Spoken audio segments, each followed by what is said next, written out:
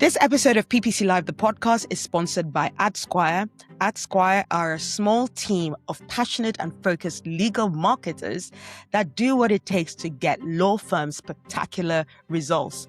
With the landscape always changing, they stay on top of the trends and are first to find and use new strategies to accomplish this for their clients. And so if you're a law firm, you definitely want to give them a call. They've been not one of the first, they've been the first to get to serve a lawyer ad on ChatGPT. And we know that even with all like the fact that it's very new, you really want to be testing some of these new strategies very early. And yeah, the AdSquire team have got inside knowledge on how to do that and have started doing that for their clients already. So if you want to have your ads showing in ChatGPT and you're a law firm, they're the ones to contact. So please go to adsquire.com to find out how much they can help you. Hello and welcome to PPC Live, the podcast. I'm your host, Anu, the founder of PPC Live. And if you're used to hearing advice from PPC experts about how to ensure we are keeping up with the ever-changing landscape, don't worry, you're still in the right place. Every week, I speak to a different PPC expert about their biggest F-up and also how they've turned things around.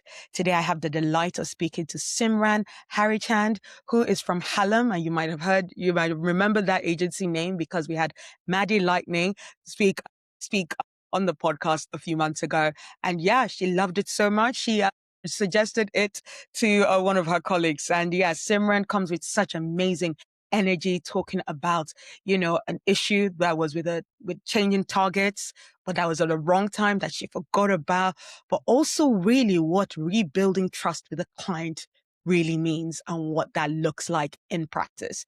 She gives so many fantastic advice strategically, tactically, how to use AI in the present age. And yeah, this is definitely an episode you want to pay attention to. So yeah, let's go speak to Simran. Hello, Simran. Welcome to PPC Live, the podcast. Hi, Anu. Thank you for having me.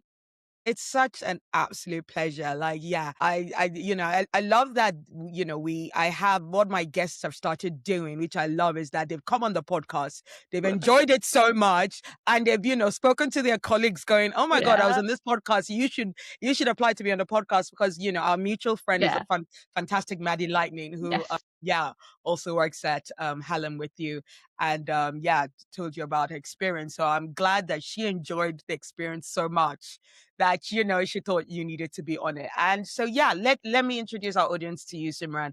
So Simran has moved continents, and that was in the pandemic time, especially. So that is some absolute, rigor and the test of patience and pursuing what you want that she did too. And she did that to pursue an MSc in marketing from the University of Nottingham. And after graduating in 2022, she joined Hallam in their paid media team. And she currently works as a paid media lead with the aim to make the advertising industry as ethical as possible.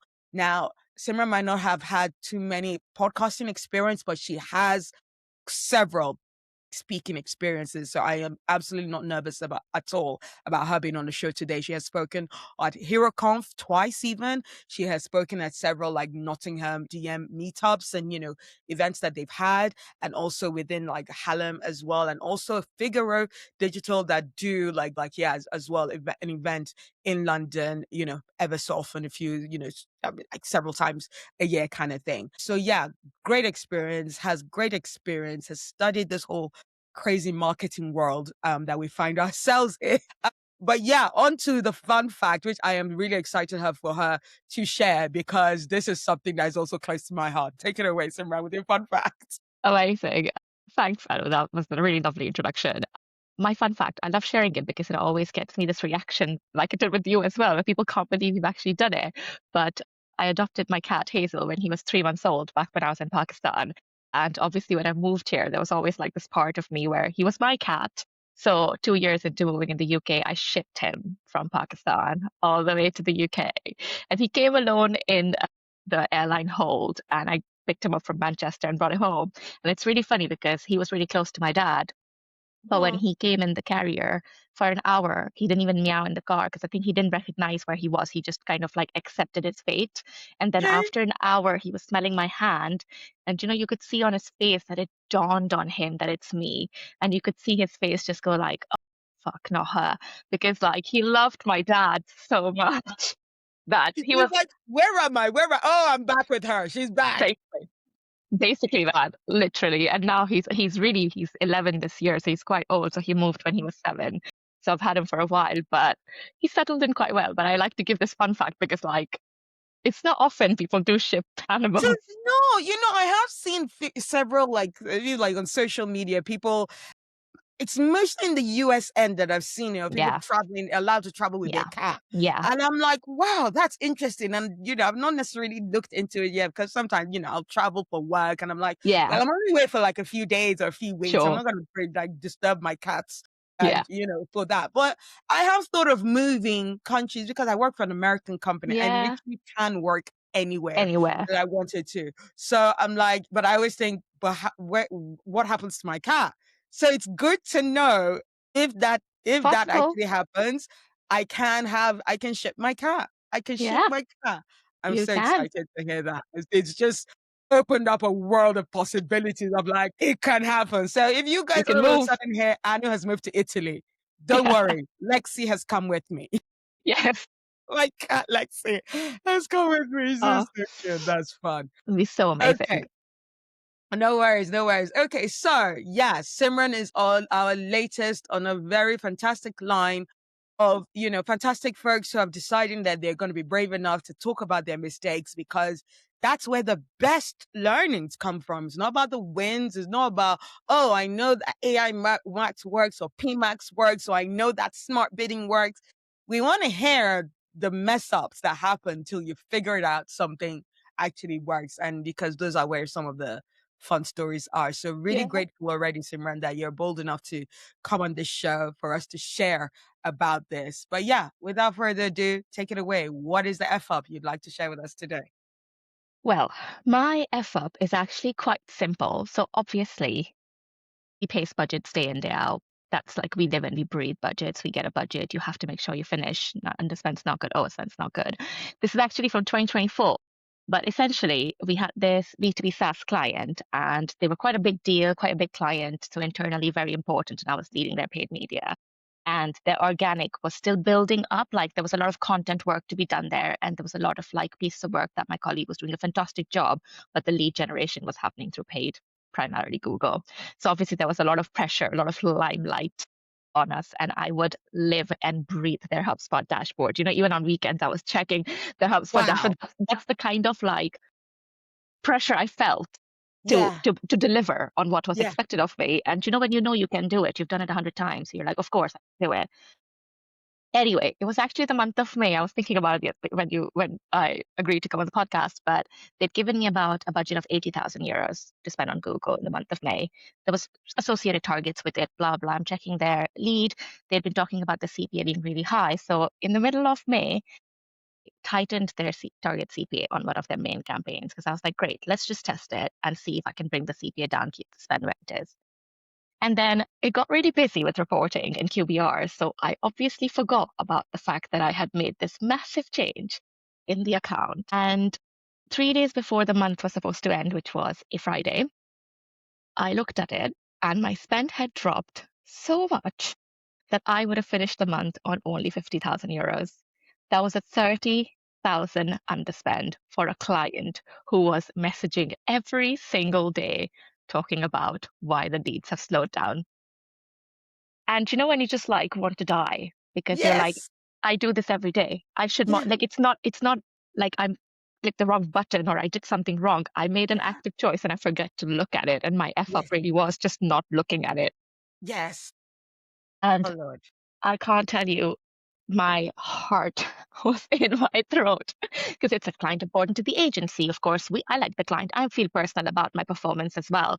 And I just Yeah. stood there looking at it, and I just basically instantly loosened the Target CPA on a Friday morning. It's B2B SaaS as well. Nobody's looking on a weekend. So Yeah. my ship has sailed. I can't Yeah. push the spend any harder Yeah. than I can. Yeah. So I've Yeah. loosened the target CPA. I obviously pushed the budget, but let's be honest, You maybe a didn't. grand more I spent over the weekend, not much more. And obviously, come Monday, the month is ending, and as always, I sent my update. Oh, we finished the month on this with this, blah blah. And obviously, I had to send a message saying we finished the month on 50 grand and not 80 grand. And you can best believe the client was not happy about that. No. And No. she's lovely, by the way. Can I just add, my client, she was the marketing director at that place, so quite high up. Okay. But she is lovely, like Right. really nice, not unrealistic, not a bad client. So when she's upset, it's rational, and Yeah. that's when you are the problem. Yeah. She's Okay. Let's. upset. Yeah. Yeah. It's not easy that she It's gets annoyed, not. but yeah. Yeah, Oh Lord. yeah. Okay. I have Okay. to say, I was just like, oh my God, when you're like, this is so stupid. This is so Yeah. stupid. This is something that I could have easily avoided. But I Yeah. didn't because I didn't look at the account 12 days. And yeah, well, let's just say I sent that message. She was upset about it, but we had the monthly call and I got into that monthly call. And, everyone was like waiting for that moment, for that call to happen, for her to like just rip me a new one, quite Yeah. frankly. Honestly. Yeah. When you're like, Yeah. you'd go the call and you're like, I'm going to come out of here with the second asshole because Yeah. there's no way, there is no way, there is no way that I'm going to get out of here My God. unscathed because they have targets and then don't hit that target and it's all my fault, me, small me. But anyway, to be fair, we logged in, and obviously the first thing I did, my account director was sat next to me, the same room we were in the office, and I just logged in and I just owned it. I was like, do you know what, we all know I fucked up here. I'm sorry, this is my error. This is very much my error, and I fully appreciate that this has resulted in you not meeting your target, you having an underspend, and you having to return this money to finance. Yeah. I'm sorry. Yeah. Yeah. Yeah. Absolutely nothing I can do. And you know Yeah. what? She was so reasonable about it. She was just like, yeah, that's fine. Because I think Wow. because she saw that I was not trying to hide it. I was not trying to Yeah. lie about it. I wasn't trying to say, oh, no, it's Google's fault. And Yeah. what that means. Do you know Yeah. what I mean? It's not. It Yeah. was my fault. Yeah. And she was very reasonable about it. Yeah. Wow. And yeah, it was really, really eye-opening, Yeah. let's just say. But when you come out of something like this and you kind of know that what you've done is you've sort of broken that little bit of trust that the client Mm. had with you because you Mhm. kind of didn't take their Mhm. account personally. So basically, after that, I just started sending them a budget update every Friday. Every Friday, hi, we're 5% through the month, you're 5% through your budget. We're 10% through the month, you're 12% through your budget. And so after Nice. doing that for like 2, 3 months, they just stopped asking and the trust was like back. Nice. Do you know what I Nice. mean? Yes. Because then they knew that I knew that I fucked up. I Yeah. learned from my Yeah. mistake and I was gonna just look at it more closely now because I knew that a boss fuck up like that is possible. So quite frankly, I didn't come out of it scathed, but even though everyone learns that lesson quite early in their career, it's like I relearned how important it is to Yes. monitor a change that you make in the account and then Yes. look at it for at least a week. Yes, yes. I think, like, thank you. And you did exactly what I asked because I feel like you answered like maybe 4 or 5 questions in Yeah, there. We went through the what the fuck up is. We went yeah. through the how did How you to fix feel it. about it. You went through the whole of what the client Yeah, was like. You've given me your learnings. You've given me yeah, what you do yeah, differently. And I think it's really important for people to really hear that whole because one yeah. can be like, don't sit in the whole moment because we've said that in past episode. Don't sit in the whole moment of your No, mistake and no. wallow. Like how you actually, turn things around is Yeah, actually going to be noticed. yeah. And you've just given a very fantastic example of what that actually means. Because as much as the client was nice about it, didn't really quite rip you a new one, True. you Yeah, know, the trust level had kind of dwindled, whether you like yeah, it or not, whether like, yeah. yeah, we're not going to fire you, but No. still we're like, all right, we need to keep an eye on you closely Yes, now yes. because people don't like to be micromanaged. People No. will be like, I don't want to be micromanaged, but it's when you do things like this that cause People to micromanaging, micromanage you. you know, Absolutely. and because they're like, the trust is gone. And the way to actually gain it back, you just think ahead. Like if someone doesn't trust me, what do I What need do I to do do? to regain that? Yeah, And you did that. Yeah. And I think what some people don't even realize as well, when I used to work at agencies, that whole underspend has a multiple of reasons, have Yeah. a multiple of, effects Yes. for the client themselves. It's not just about the underspend and less Yeah. leads. All of these marketing directors, they're going to the CFO Yeah. trying to pitch for this is how much we need. This is how Yes. much we can do. So even if you like, let's say, funny thing that even reminds me of from my agency time, where even if we'd hit our target and we are, let's say, 60% of the way of the budget or Yeah. something, and we hit our target, the client will be like, keep going, keep going. And they'll be like, and we go, but we can't, and they're like, okay, spend it on something else. As Because the argument is they didn't want the next year, the have less CFO to be budget. like, oh, you need less. You didn't spend your whole budget. So clearly you don't need as much. So that's what some agencies people don't really Yeah. pay attention to. So yeah, I really want our listeners to pick up on the fact of like that underspend. Because one might think, well, it's an underspend. It's not like if there's an overspend and I needed to, refund money. It's an Yeah. But underspend. How big a deal is an underspend? An underspend can be a big deal. you took the words out of, and that's actually one of the things that the client had said in that moment as well, that if you don't spend it, we lose it. Yeah. You take it or you don't get it. You can't use it next month. You can't use it in the gone month. It's now. If you don't want to spend it, you don't get it. And then don't come to me saying you need more budget because when I gave it to you, you didn't spend it. You didn't use it. And it's true, isn't it? And sometimes maybe, and obviously we're talking in Google, but like sometimes the account has maxed out. You have to make a significant change. Maybe you need to add a new campaign, maybe not a new campaign type. But it's all about communicating to the client and telling them when they're hitting that diminishing returns. If you let them know we've hit 50K, you can push harder. It's gonna give you nothing.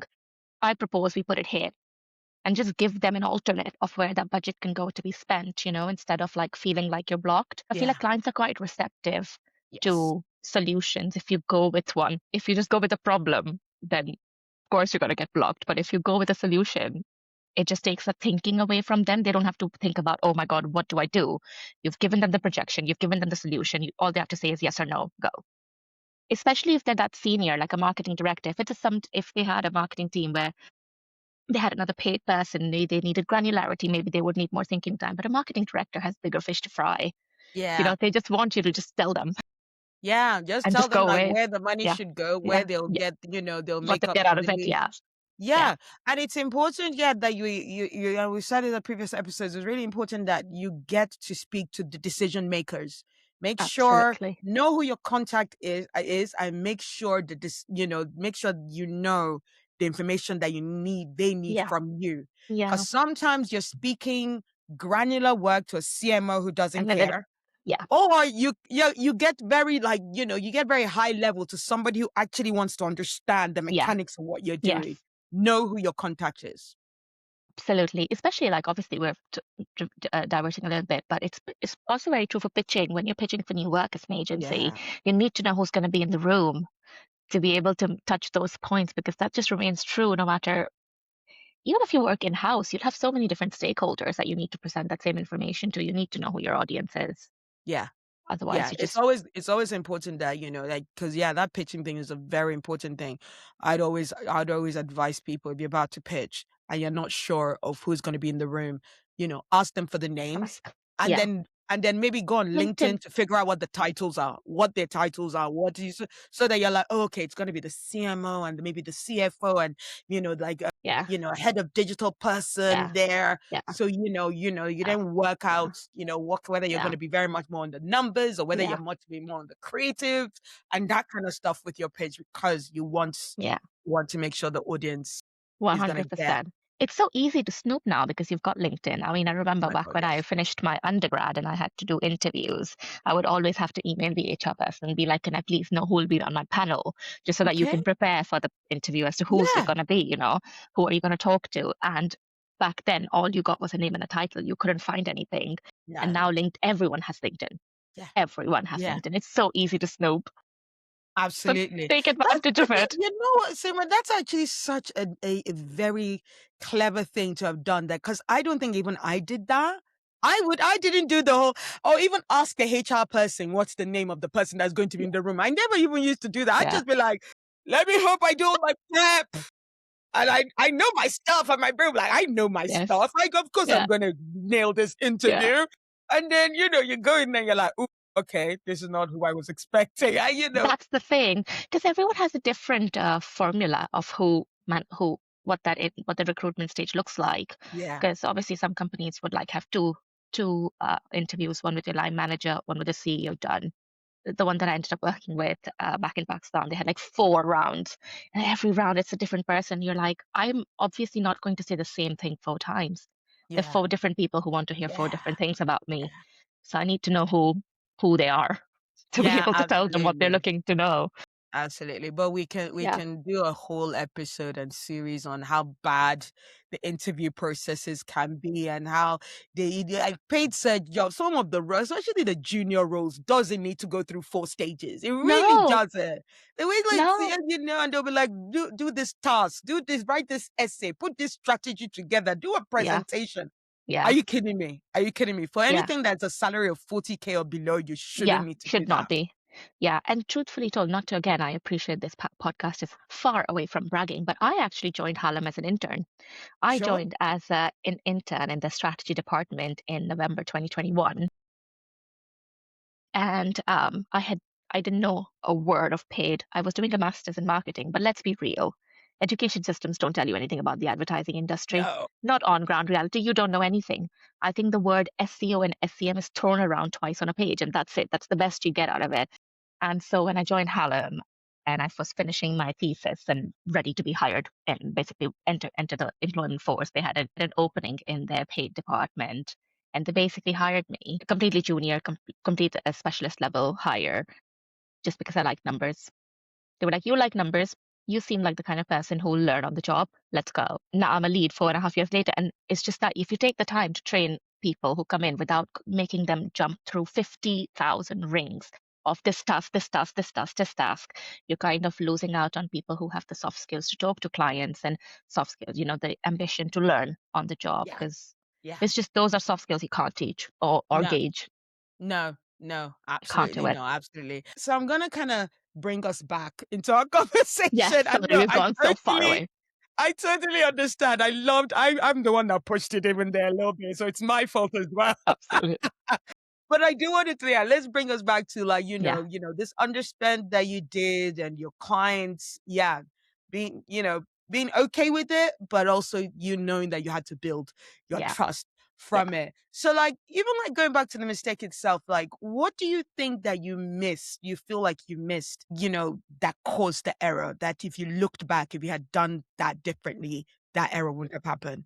Yeah, I think there's certain things you do in accounts that you know are big changes and certain things that you know are small changes. Like if I change the budget from 15 to 10, I know it's a really small change. Nothing major is going to happen on the back of it.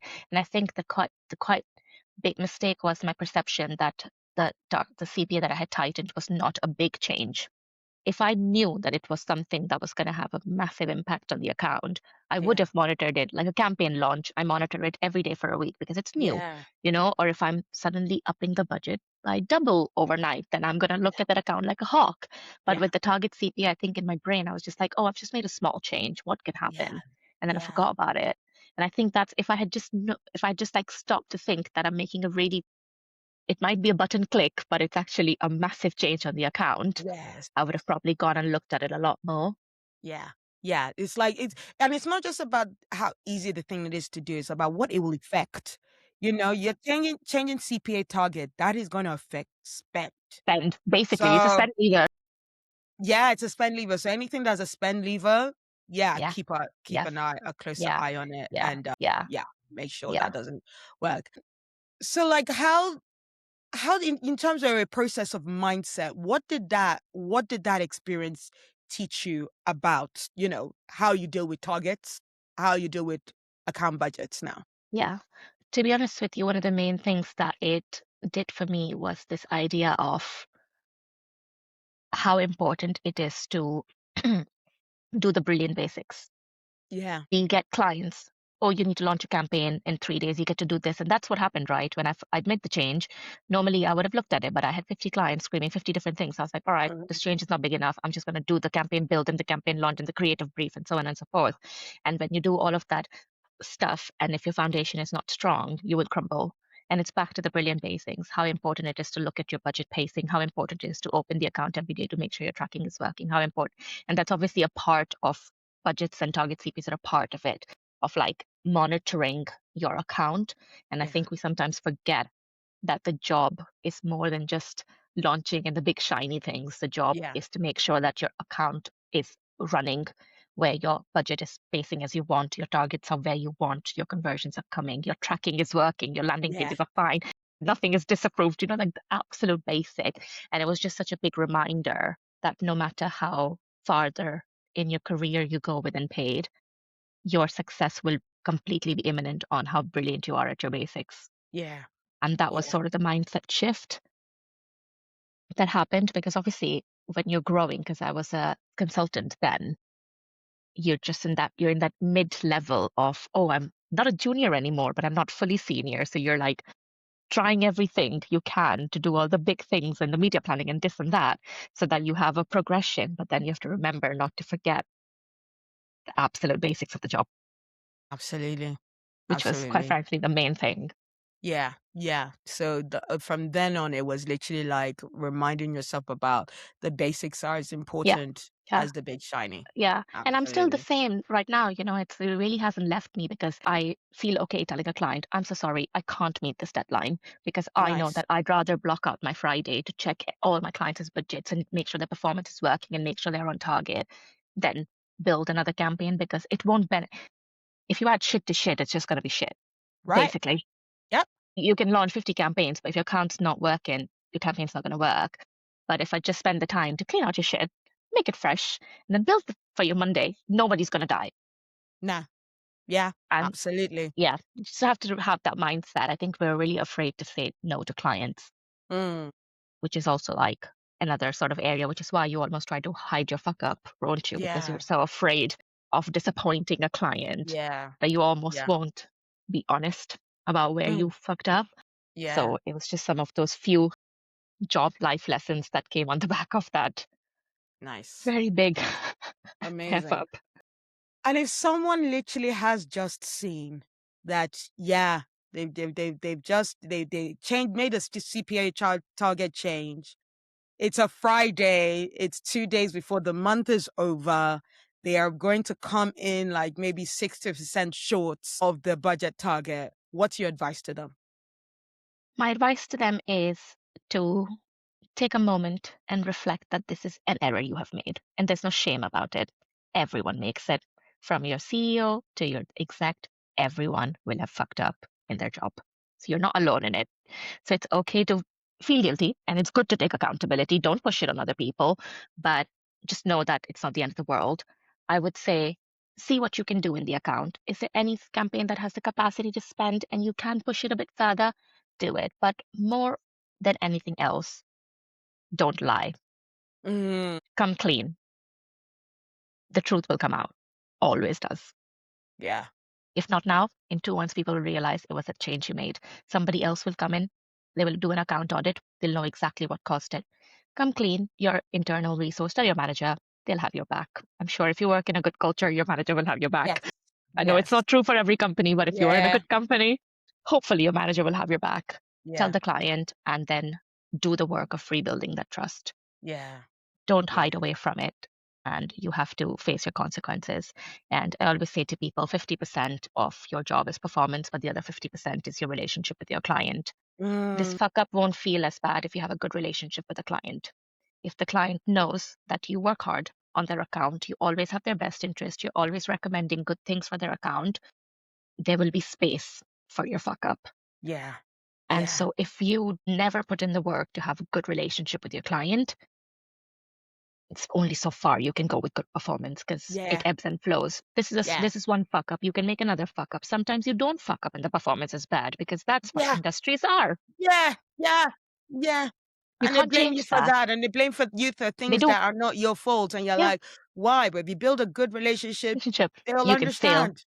Yeah, so I know it's if you fucked up now, I suppose one of the big lessons is that every other client you have, build a relationship.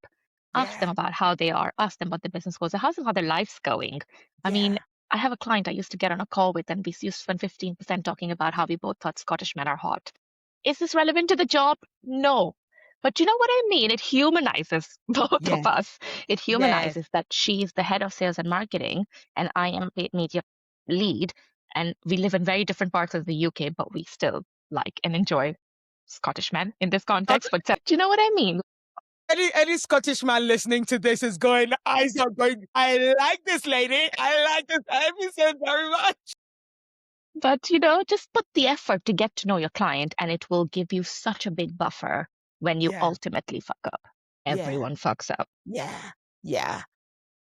Look, Simran, that has been a really fantastic, summation of like that story. You've given us so much great like feedback and lessons to leave people with. And you know what? Now, I said that it was going to be half an hour, but we have time for, let's talk Absolutely. about other people and other things Sure. that you've experienced, maybe accounts that you've won that, you guys have Yeah. inherited, and you've looked at some of your auditing, like what should you change? And you're like, wow, that previous agency did bad for these guys.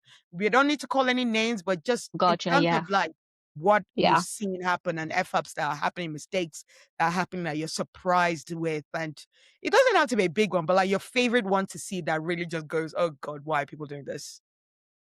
I will always die on the hill that if your tracking is shit, you can't get anything done. Yeah. That is, this is an account I was looking at. We won their paid pitch like a year ago. And when I looked into their GA4, they were tracking the same form with 4 different key events, all all events set to key. And so basically for all their time, they were like quadruple reporting the number of forms. Lord. And Okay. I looked at it and I was like, when you're looking at it and it's like contact form version 1, version 2, version 3. So initially I thought maybe there are 4 different forms that they're Wrong. tracking separately. Yeah. Yeah. And then I went and looked at their setup and I was like, Oh, it's the that same is the same form. form. And this is also like it gives me the absolute ick in the marketing Yeah. world Yeah. of why do you in today's day and age, why do you rely on just GA4 to tell you success? Where is your CRM? Where is the data that's coming in? How can you not know your own leads and numbers and what's coming from where? The accounts. Oh, Yeah. come on. We're in 2026. Attribution doesn't work. People are talking to ChatGPT before they're doing a Google search. We're all over the place. Yeah. And Yeah. if your single source of truth is just GA4 without any integration with your CRM, then you're only looking at half the picture. Yeah, absolutely. Absolutely. I just Can I hate it. say for a second, you gave mom vibes? You gave like mom scolding the child, like, what are you doing? How can you not be doing? And I just absolutely, chef's Can you kiss. tell I have cats and I Yeah, think that they're my children? Like both my cats are my children. And that's how I talk to them. like, what are you doing? Are you kidding me? I love I hope for those who are only listening to this, you guys need to go and check out this video on YouTube because Simran gave like the physical reaction. Even if you think your conversion is tracking is working well, you are going to be inspired to go and double check. You'll be inspired to double check unless Simran is gonna come with her whip going, what do you think I you're know. doing? Why? Why? Why? Yeah. Why? The Because people I come think to because audit. you're right. People do the whole GFO is so hard, and and so that's why they give themselves the excuse Yeah. of it not working. But Yeah. GFO is not the holy grail. It's GFO is not. not the only source of truth No, that you can it's not. have. No. So yeah, Absolutely. Just use you have to think more holistically now because even if more than cookies were ever. not an issue, even if attribution was not an issue from a, consent point of view, people don't search in a linear way. Like they don't.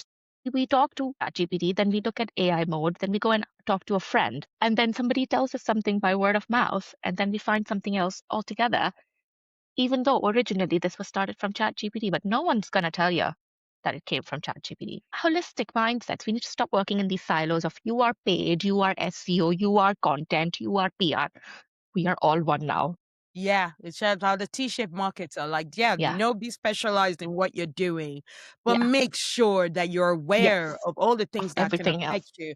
In fact, when you were even starting your story, when you were saying something like, oh yeah, all the leads generation Yeah, was from paid. being down to PPC, I was a bit nervous about that. And I was like, but how about everyone else? Is everyone else doing what everyone else needs to be doing Yeah, so that you can really trust that, you're yeah, driving, you're doing the demand generation. And that yes. means that the people would know to do a search and purchase through you. So Tell me about it. yeah, Exactly. It's just like I won't magically generate demand. I will only harvest it through Google. But if you're not doing your PR and you're not doing your content and you're not doing your organic blogs and resource hubs, there's only so much I can do for you yeah, yeah, from that front. absolutely. Yeah. Absolutely. Also, let's divert into like you've been talking about AI. I'm very Yeah. impressed. It's taken us 33 minutes. We've not even mentioned the AI word. But yeah, what's your thoughts on like how it's being used? Are there ways that it's being used that you don't think is great? Because actually I would argue that right now, it's not necessarily about knowing whether you're using it right or wrong. It's because none of us know, right? It's still very early stages.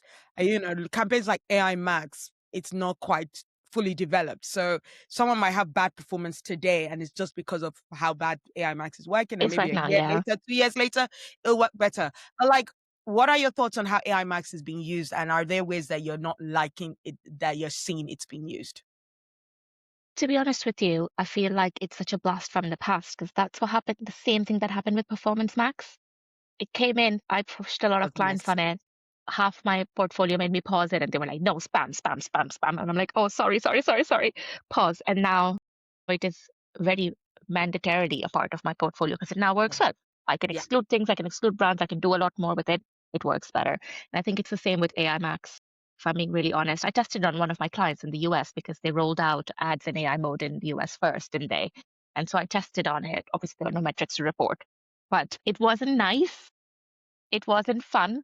I mean, the this is actually hard to say because this client doesn't have the kind of internal data infrastructure to report back on quality very fast. So Right. even though we were seeing a lot of leads come in, we eventually ended up pausing it because they claimed anecdotally that it was spam. But to be honest with you, I'm actually quite keen to test it out. I'm a good believer in test and learn. If you Yeah. have a test and learn mindset, just Yeah. ring fence a testing budget. You don't Yeah. have to take it out of your core campaigns. Just ring fence a testing budget, test it, keep an eye on Wow. what your lead quality is looking like, and Mm-hmm. then take it from there. But I feel like it's part of the curse of the marketing industry that we run to everything that's shiny. Mm. We're like magpies. We Mm, we just yes. we just take the Yes. shiny bits. Yeah, and Google doesn't help, and you get all these LinkedIn bros on it. They're going major news, major thing. Major You need to be doing this for them. You're like, no, you yeah. don't. No, we They don't. don't. Yeah. And you almost feel like a minority when you say that, even when you're not, Yeah, because a lot of people are quiet. But yeah, you look at your LinkedIn and I'm like, I refuse to believe that you managed to triple your conversions by running AI Max. yeah, But yeah, like it's too early. yeah, We all need to collectively as the industry have guinea pig clients with big yeah, enough budgets so that yeah, Google can then learn from our yeah, feedback and then yeah. the same way they did with PMax. And then we need the same boat with AI Max. But AI in general, I feel like it's really important for people to remember that, and this is true even beyond marketing, that you will never ever surpass quality checks from a human. Like a Mm, human mm, quality check will never, ever, ever be not needed. yeah. You have to think the strategy. Where does AI Max sit? What is the incremental things? Where does it sit within your entire marketing portfolio? What other parts of AI sort of work in? If you can't do the strategy as a human, then there's only so much that you're going to get a push from. Yeah, Because, I mean, again, without throwing any shade, the amount of Google rep calls I go on where they're just like, yeah, just turn it on, just turn it on, just turn it on, yeah. just turn it on. I'm like, why? Turn what on? Yeah, Turn what on? yeah, And oh, just turn it on, but just turn off your final URL expansion and your text customization. And I'm like, okay, then what am I getting out of it? yeah, What is yeah, it? But they're making all the DSAs your AI yeah, Max in September yeah, anyway, so yeah, yeah. we don't have a choice, do we? No, no, no, we've got to be really careful Yeah, about that. yeah, So testing it. yeah. What would you also say, what would you like people to stop doing when it comes to like just AI, how people look at AI and how they implement it for their campaigns. Not even just Yeah. AI, because PM Max Yeah, just to be technically is honest, an AI it's AI. tool. Like, Yeah. how Yeah. are people using these AI capabilities wrong, do you feel? I think that people are using it wrong, but there are two aspects. I think when you're on either extreme, you're in the wrong. If you're in the extreme of I'm never going to test it because it's going to be bad, then you're going to be behind the curve. And if you're going to test everything at the same time, you will have no idea what you're doing because you will have had no control. And now you've just got the whole account on test. And I think that's if you open your LinkedIn, at least I feel like that's what happens. You Yes. either have people being like, look at this shit campaign type that I'm never going to touch. And people being like, I turned every campaign to AI Max and I Yes. supercharged my account. Yeah. Be in the middle. I feel like be in Yeah. the middle. And that's one of the issues. I think there's a lot of like pressure. And I mean, even if you look beyond paid, you had like this intense, like sort of surge on AI agents. Fire your Mm. entire employee base and you have AI agents and you develop them through whatever, software you use now. And then they can just do all your work for you. And you're like, the amount of time it's going to take me to quality check the work produced by these AI Yeah. agents is going Yeah. to be triple fold Yes. Yeah. of. So I feel like people need to sort of like take a step back Mm. and use AI or AI capabilities where they're needed. Like, for example, you know how you have Nana Banana Pro in Google now. If you're a small company that struggles to have quality imagery, you don't have a photographer. I have some clients, their budgets are so small. Mm. I don't have the space to go to them and be like, give me good creative, because from where? Let's Yeah. be real. Not everyone has that kind of budget. Yeah. Use it, Yeah. build it. If you won't, somebody else will. Yeah. Use it, Yeah. test it, see where it goes. Because obviously, it will always have the banner of this is AI generated. Of Yeah. course, there is an argument that it is not representative of your actual offering because it's a Yeah. prompt. Yeah. All true. But then you have your website. People will come to your website and then they will use that as your shop front. Yeah. So I'm not opposed to small businesses using those capabilities because if you don't have the budget, we can't just make money fall off trees for you. But like use it where it's going to add value. Don't just use it for AI's sake, just to make a Yeah. LinkedIn post that, oh my God, look Yeah. at me. I am AI Yeah. fluent. First. Yeah. Yes. Yeah. Yeah. I think I've started seeing people wrote, I'm like, written on as their title as I'm like an AI PPC manager or like PPC AI, and you're like, Jesus is Lord. Do you know I know. marketing? Do you know about your customers? Is your conversion tracking working?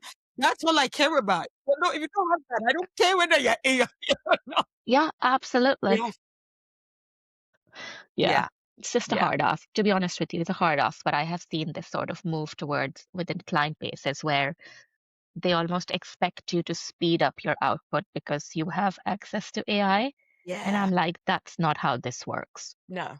If you No. want good quality work that's QA'd and you don't have to feedback on a lot, I Yeah. have to do it Yeah. Yeah. without using Yeah. every bit of my bone Yeah. and prompt in ChatGPT. Yeah. Absolutely. Absolutely. That's the biggest way to just lose work. Just being Yeah, like, yeah, yeah, you're just going to throw everything in AI. yeah, So yeah, yeah, we've all got to be careful. So don't be a yeah. person of extremes. Yes. Test it.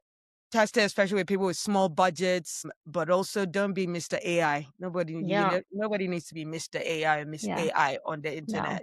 There's no rush. There's no race. No, We are not in a no, race. no. And it's learning. Even the AI is still in very much learning phase. Yes. So you don't want to do that. And of course, Yeah. things will mess up. So you got to be careful about that. Yeah. 100%. Simran, that has been such a fantastic chat. I could keep talking to you for another like 40 minutes, an hour, and but yeah, we've got things to do. Who knows? Yes. There might be a budget spend going on that needs your eye. So Gonna let's have a not look. let's not keep you from that.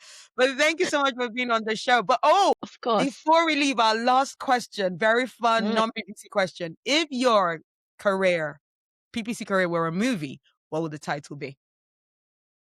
that's a good question. That's a good question. And I have to say, I think, okay, I'm going to bring it back to the fact that I had no idea that this was even an industry. So if I did have a PPC career that was a movie, I think the title would be Nobody Told Me This Was a Career. Nobody told me this was a career. I like that. I like that. And I love the way the explanation of it. And, yeah, it can be, you go to university, you study marketing and you're like, oh, I'll be a marketing Marketing. manager. And, and Yeah. it's marketing. There's nothing like a paid search, paid media course. at uni, and I hope they've changed that because I think it would be very important for that to be in there. Yeah. But yeah, I never knew this was a career. That's amazing. That's amazing. Thank you so much, Simran. You've been Thank you. such a delight to chat with. If people want to find more about you and any of your musings, you're on LinkedIn, I'd assume. Yes, Yeah. absolutely. Any Yes. other platforms that you like musing on? No, No, just LinkedIn. LinkedIn is the focus. Yeah. And Yes. check out Hallam. Hallam clearly Yes. have so many fantastic folks Thank like you. Simran and Maddie, who we spoke to a few months ago. Yeah, there's some great people doing some great work in Nottingham mainly, but with international clients from the sounds of it, which is Yes. fantastic. Really good to know. Yeah, on that note, thank you so much, Simran, for being on the show today. And I'm sure, Amazing. yeah, Thank we'll you for connect us. having me. My pleasure. My Absolutely. absolute pleasure. Thank you so much, Simran, for sharing that very honest and transparent experience and just giving us even more than what we've asked for there.